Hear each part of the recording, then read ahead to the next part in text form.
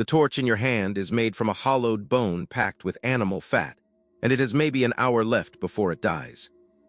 You know this not because anyone told you, but because you have been down here enough times to feel it, the way the flame shrinks slowly, the way the shadows begin pressing closer. You are not afraid of the dark in the way people above ground are afraid of it. You are afraid of what happens if the dark finds you before you finish. You go deeper. The passage narrows until you have to turn sideways, one arm pressed flat against the cold stone, the torch held out in front of you like an offering. The air changes here. It stops tasting like wind and starts tasting like earth, old, mineral, ancient in a way that has no word in your language. You breathe it in anyway. You have been breathing it since you were a child, following your father down into the same passage, holding his hand, watching the way the flame lit the walls and made the painted animals move. That is why you are here. You carry a small pouch tied at your hip. Inside it, powdered red ochre wrapped in a folded leaf, a lump of black manganese the size of your thumb, a flat stone worn smooth from years of grinding, and a bundle of stiff animal hair bound with twisted sinew, your brush. You made it yourself. You have made many of them. This one feels right in your hand in a way the others did not. The passage opens. Suddenly, without warning, the cave breathes out around you and you are standing in the chamber. You lift your torch, and the ceiling rises 40 feet above your head. The walls curve inward like the inside of a skull. And there, already waiting for you in the flickering light, are the ones who came before. They are everywhere. A bison running, its legs multiplied so that it seems to move even now, even in the unsteady light of your torch. A horse with its head turned, looking at something just beyond the edge of the painted rock, something you cannot see. A hand pressed flat against the wall, its outline blown in red, the fingers spread wide, a signature, a presence, a proof. Someone was here, someone wanted you to know.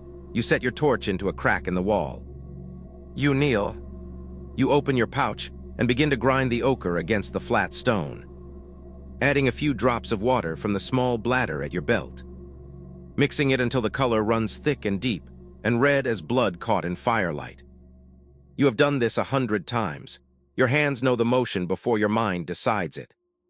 But tonight is different. 3 days ago, the hunt failed. Not the small kind of failure, a missed throw, a spooked herd, but the deep kind. The kind that leaves people sitting in silence around the fire, not looking at each other.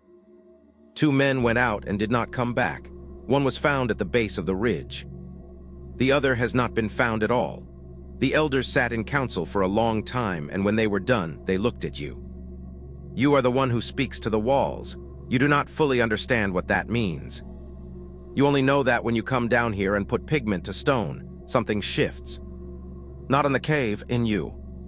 The act of making something real out of nothing, of pulling a living form out of a flat surface, feels like a kind of power that has no name.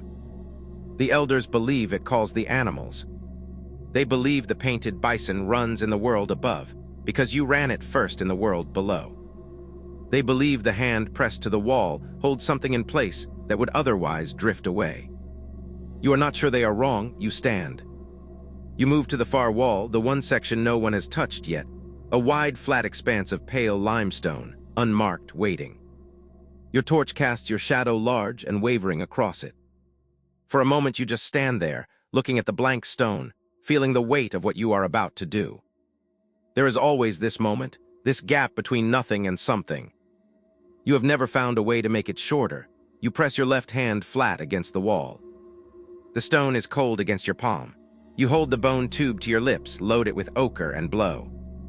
The pigment fans out around your hand in a soft red halo.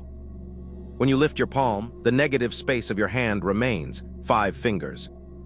The curve of a palm, a wrist, your hand and not your hand, a ghost of a gesture. Permanent in a way your body will never be.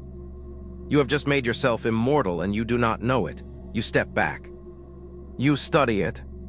Something is wrong. The 3rd finger sits at a slight angle that feels off.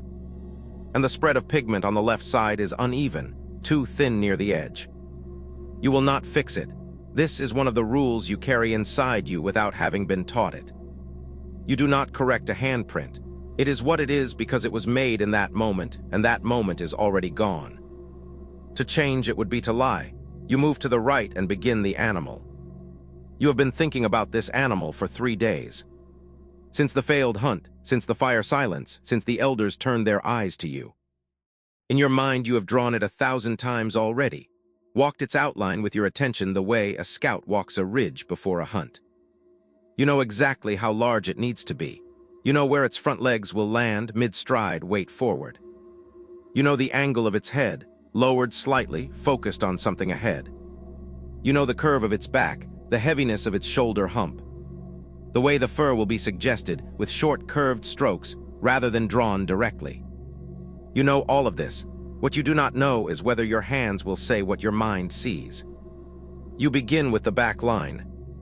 One long confident stroke from shoulder to hindquarter. You have to commit to it completely. You cannot hesitate halfway through a line, or the animal dies on the wall before it is born. The stroke lands clean. You exhale. You did not know you were holding your breath. You work for a long time. The torch burns lower. You do not notice. The chamber fills with the smell of ochre and animal fat and cold stone. Your knees ache from crouching to reach the lower portions of the figure. Your arm trembles slightly when you hold it out too long at full extension. You do not stop. There is a kind of forgetting that happens when the work is going well, a forgetting of your body, of the cold, of the failed hunt, of the man who has not been found. It is not happiness exactly. It is more like being completely inside a single moment, so far inside it that there is no room for anything else. You add the legs, 4 of them, each slightly offset from the others. In the way your father showed you, multiplied limbs creating the illusion of motion, of the animal caught mid-stride rather than frozen. You add the eye last, always the eye last. A single careful mark, a dark oval with a small curved line beneath suggesting the weight of the lid. The aliveness behind it. You step back to look. The animal looks back. It is large. Larger than you intended. It has taken nearly the entire right section of the blank wall. Its shoulder rises above your head. Its legs reach almost to the floor of the cave. In the torchlight it breathes. Its sides expand and contract with each flicker of the flame. For a moment, you genuinely cannot tell the difference between the thing you made and the thing that once moved across the open grassland above you. That is the feeling. That is why you do this. You sit down on the cave floor with your back against the opposite wall and look at what you have made. Your torch is very low now. Maybe 20 minutes you should leave. You know you should leave. The passage back is long, and if the torch dies in the narrowest section, you will have to feel your way out by touch alone. One hand on the wall, moving by memory. You have done it before. It takes a long time and your heart beats very fast the entire way. You do not leave yet. Instead, you sit and you look at the wall. All of it, not just what you made tonight, but everything. The bison that runs. The horse that watches. The hands that say, I was here. And now your animal, your bison, enormous in the dying light. Caught in the moment before impact. Full of a life it never had and will now never lose. You think about the man who made the running bison. You do not know his name. You never will. You do not even know if he was a man or a woman, young or old, frightened when they came down here or completely calm. You know nothing about them except this. They came down into the dark with pigment and intention, and they made something that outlasted them. You think about your own hands, the one pressed in red on the wall to your left. You think about the fact that the stone remembers pressure, that it holds the exact shape of your palm, in exactly the position it was in, at exactly the moment you pressed it there. You think about how many things happen in your life that are never recorded, never held, never remembered by anything, the specific weight of a sleeping child against your chest, the exact quality of light on the morning of your first hunt, the sound of your father's voice in the cave saying, look, there. Do you see how the rock already has the shape of the animal inside it? You are only finding what is already there. None of that is held anywhere, but this is your torch gutters. You stand quickly, gathering your tools into the pouch with practiced hands, not needing to look. You take the torch from the crack in the wall and cup your other hand around the flame as you turn toward the passage. The animal watches you go. You do not look back, another rule, one of yours, when you made yourself without knowing why. You do not look back at the finished work. What is done, and looking back changes nothing except that it makes leaving harder. You enter the passage, the walls press in. The torch flame bends toward you in the narrow space, reaching for oxygen, and you tilt it carefully to keep it alive. Your shoulder scrapes stone, you exhale to make yourself thinner. One foot, then the other. The dark is absolute on all sides except the small radius of your torch, a moving bubble of light in an infinite black. And you are the only living thing inside it. You think about tomorrow. The elders will ask if it is done. You will tell them yes. They will ask if the animals will come. You will say what you always say. I painted what I saw. The rest is not mine to decide. They will nod as if this is an answer. Maybe it is. The passage widens. You can breathe fully again. Ahead, very faint. You can see the difference between the dark of the cave and the dark of the night sky. The night sky has stars in it, and the cave does not. You move toward it. Your torch is almost gone now, just a thread of flame hovering over the bone. You step out into the open air. The cold hits you like a wall. Above you, the sky is enormous and scattered with light, more light than you can count. More than anyone has ever counted, more than anyone will count for a very long time. The grassland stretches out in every direction, dark and flat and enormous. And somewhere out there the herds are moving, the way they always move. The way they have always moved. The way your bison on the wall will always be in the middle of moving. You look up at the stars for a long time. Tomorrow the hunt begins again.